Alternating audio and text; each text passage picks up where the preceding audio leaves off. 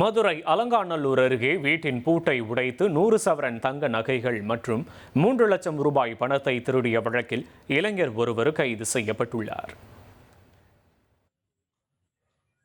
வானவில் சிட்டி பகுதியைச் சேர்ந்த சுரேஷ் அமெரிக்காவில் பணியாற்றி வரும் நிலையில் அவரது மனைவி ரெனோ மட்டும் வீட்டில் வசித்து வந்துள்ளார்.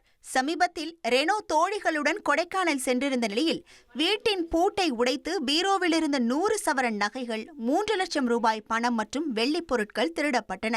புகாரின் பேரில் அலங்காநல்லூர் காவல்துறையினர் கண்காணிப்பு கேமரா காட்சிகளின் அடிப்படையில் விசாரணை நடத்தி மதுரை ஆரப்பாளையத்தை சேர்ந்த சூர்யா என்ற பட்டறை சுரேஷை கைது செய்தனர். விசாரணையில் கள்ளக்காதலியின் ஆடம்பர வாழ்க்கைக்காக திருடியதாகவும் ஆள் இல்லாத வீடுகளை நோட்டமிட்டு தொடர்ந்து திருட்டில் ஈடுபட்டதாகவும் அவர் தெரிவித்ததாக கூறப்படுகிறது. திருடப்பட்ட நகைகளில் 50 சவரன் மற்றும் 86,500 ரூபாய் பணம் மீட்கப்பட்டுள்ளதாக காவல்துறையினர் தெரிவித்துள்ளனர். இனி செல்லும் இடமெல்லாம் செய்தி.